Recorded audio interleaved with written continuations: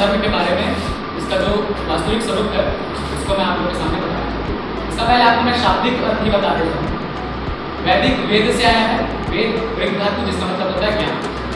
सनातन ये होता है इटर्नल, इटर्नल मतलब जो पहले से था और हमेशा रहे, सनातन का अर्थ। और धर्म, धर्म जिसको धारण किया जाए। तो इससे स्पष्ट हो जाना चाहिए कि धर्म कोई जीन मटीरियल नहीं है जो वन जनरेशन से सेकंड जनरेशन में फ्लो होगा, इसको धारण किया जाए। तो ये जो वैदिक सनातन धर्म है इसका हमारा मेन जो प्रमुख 4 वेदों में डिवाइडेड है, ऋग्वेद, यजुर्वेद, सामवेद, अथर्ववेद। ये जो वेद है ये फर्दर अपने आप में डिवाइडेड है। जो वेद का प्रथम भाग है उसको कर्मकांड से संबंधित है वो, और जो अंतिम भाग है वो ज्ञान कांड जिसको वेदांत भी कहते हैं। और जो धर्म का वास्तविक स्वरूप है वो ये अंतिम पाठ। और फिर आपके हो गए स्मृतियां, ऋषियों के द्वारा स्मृतियां भी रची गई। वो स्मृतियां का आपका जो उसमें लिखा गया है उसका मान्यता वेदांत के अंदर ही तक प्रमाणित है। अगर उससे बाहर कॉन्ट्राडिक्ट कर रहा है, जैसे कि ज्ञान कांड है जो वेदों का अंत भाग, उससे अगर विभिन्न जा रहा है स्मृतियां में कुछ लिखा गया तो अगर उसका खंडन करें। उसके बाद हमारे ऋषियों ने लिखा पुराण। अभी पुराण लिखने का क्या मोटो क्या था पुराण लिखने का? तो जो ये हमारे आपके ये ज्ञान कांड है तो ये शुद्ध से दर्शन से रिलेटेड, इसको इजियर फॉर्म में जो जन समाज तक पहुंचाना था। जैसे कि उस समय की जो पूरी इंडिया का जो कल्चर था वो कृषि में ही था, सब खेती बाड़ी करते थे, तो उसको जन समाज तक पहुंचाते हैं ना वो धर्म। धर्म जो हमारे उपनिषदों में लिखा गया है वो बहुत ही जटिल था, उसको आम आदमी इतना इजीली नहीं समझ पाता।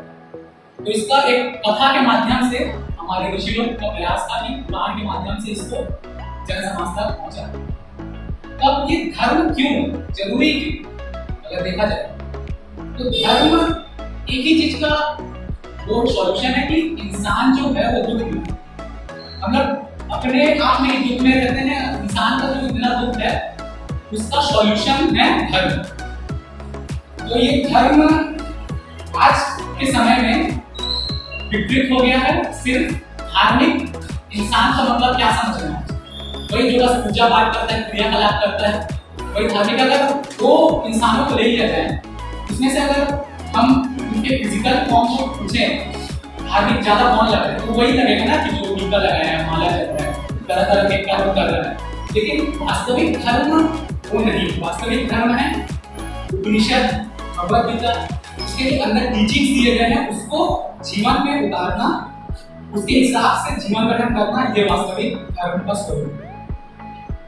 और धर्म जैसे कि इसका कुछ और विकृत कहाँ से हो गया ये बताता हूँ। जैसे कर्मकांड है उसका भी अर्थ है अगर देखा जाए, लेकिन अगर वो ज्ञान के संदर्भ में अगर वो कर्मकांड परफॉर्म किया जा रहा है, जितने भी रिचुअल्स हैं हमारे जैसे कि व्रत रखना ये सब, अगर देखा जाए उसको ज्ञान के माध्यम से अगर किया जाए उसके पीछे का मोटिव क्या है उस कर्म को करने का, तो फिर उसका भी बहुत ही गजब का अर्थ निकलता है। जैसे कि व्रत रख, उसने व्रत रखना है तो फिर भोजन भी कर दो, इसका वही मतलब है कि अपने जो अंदर की कामना, भूख, लालच, उपभोग उसको दबा के रखो। अगर ये अर्थ से लिया जाए तो देखिएगा आप कर्मकांड का कितना ऊंचा अर्थ निकल रहा है। और लेकिन आज हम लोग व्रत रखते हैं, कर्मकांड परफॉर्म करते हैं इसीलिए कि कामना पूरी हो। लेकिन अगर देखा जाए तो श्री कृष्ण भगवद गीता में यही बता रहे अर्जुन को कि अपनी कामना को तुम कंट्रोल करो, कामना के आसक्त मत हो। और आप देखेंगे कि 4 नंबर बुक गौतम बुद्ध का, जिसमें सेकंड में है कि तुम्हारी कामना है तुम्हारे दुख का कारण।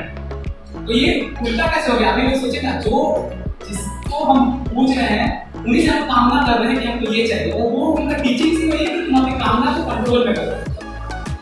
धर्म तो वही है कि इंसान की जो उसकी वृत्तियां हैं उससे वो आजादी मिले। तो धर्म में सुना ही होगा मुक्ति मुक्ति मुक्ति कुछ है, वो मुक्त का मतलब ये नहीं कि अंदर कुछ था आत्मा पूरे से उड़ के किसी बड़े आत्मा में और लीन हो गए। मुक्ति का यही सिद्धांत करता है कि मनुष्य जो है वो अपने ही बंधन से घिरा हुआ है, अपने गुस्सा, क्रोध, मोह, लालच, ये सब उसकी वृत्तियां हैं, और इसी को लांघ कर इसी का पार हो जाना यही मुक्ति। और मुक्ति का कोई और कोई अलग है मैं जहां तक जानता हूँ इसमें नहीं। और जैसे कि आपने में से बहुत से लोग नहीं जानते कि उपनिषद, क्योंकि ये प्रचलित है ही, और वास्तविक जो धर्म है वो उपनिषद है, भगवद गीता है। और उसमें मैं जहाँ तक पढ़ा हूँ, कहीं भी कर्म कांड का परफॉर्मेंस कुछ नहीं किया। उसमें सिर्फ आपका वृत्तियां जो हैं, आपकी मोह, क्रोध, काम, वासना, ये सब कैसे आप इससे पार जा सकते हैं, किसी को पता है। लेकिन आज विडंबना यही है कि जो कर्मकांड भाग था और जो कांडों के जो कथा थे वो ज्यादा पकड़ लिया गया था, और जो हमारा जो असली धार्मिक ग्रंथ उपनिषद, वेद, ये वेदांत, ये पीछे धन्यवाद। बौद्ध धर्म दुनिया के बड़े धर्मों में एक है। इस्लाम और ईसाई धर्म के बाद, इस्लाम और ईसाई धर्म के बाद इसका नाम दुनिया के एक बड़े धर्म के रूप में आता है। इसके संस्थापक गौतम बुद्ध, जिनका जन्म 563 ईस्वी में लुम्बिनी नेपाल में हुआ था।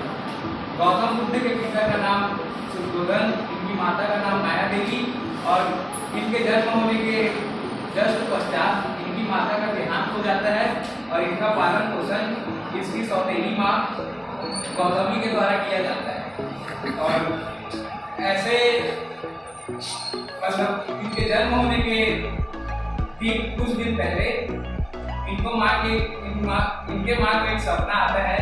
उन्हें एक बड़ा ही मतलब विचारदायक सपना होता है। तो उनकी माता उसके सपने से परिचित होकर एक बौद्ध ग्रुप का संगठन करती है अपने बेटे के बारे में।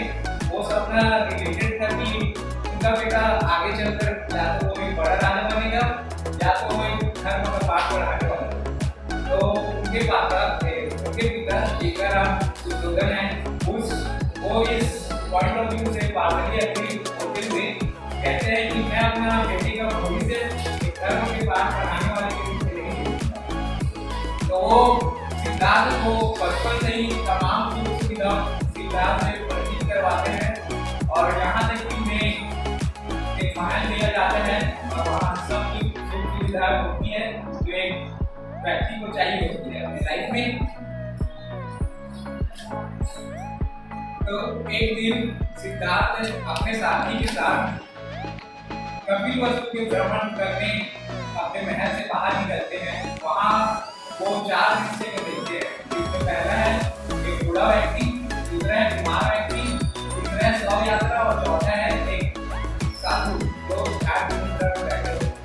इन सब दृश्य को देखते हुए वे अपने मन में विचार लाते हैं। दुनिया में ज्यादातर लोग दिखते हैं, तो पहला दृश्य को देखते हुए वे अपना पॉइंट ऑफ व्यू देते हैं कि बीमार व्यक्ति वो अपना जीवन ढंग से व्यतीत नहीं कर पा रहा है और आगे चल के मुझे भी बीमारी से और बुढ़ापे से परिचित होना पड़ेगा।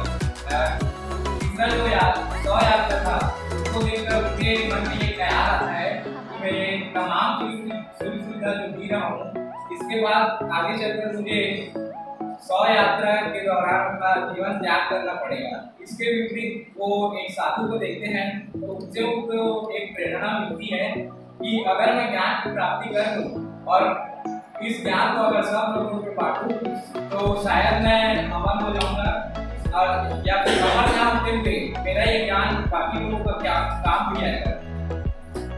तो वो 29 साल के घर त्याग करते हैं अपना, और उनके पहले गुरु बनते हैं आराधना, जिससे वे ध्यान मेडिटेशन करना सीखते हैं। और 6 वर्ष की कठिन तपस्या के बाद निरंजना नदी के बाद उन्हें ज्ञान की प्राप्ति होती है। उसके बाद वे वह अपना पहला नाम देते हैं। इस प्रकार देते हैं जिसे धर्म चक्र प्रवर्तन के नाम से जाना जाता है।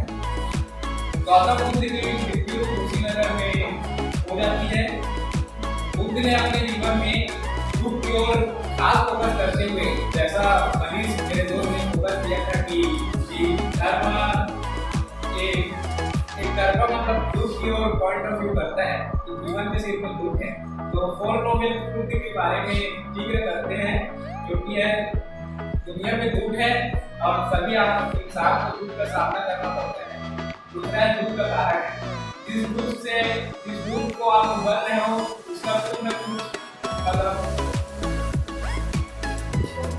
निर्माण होगा, कैसे मुझे मुक्ति पा सकते हो। तीसरा है दुख का निरोध।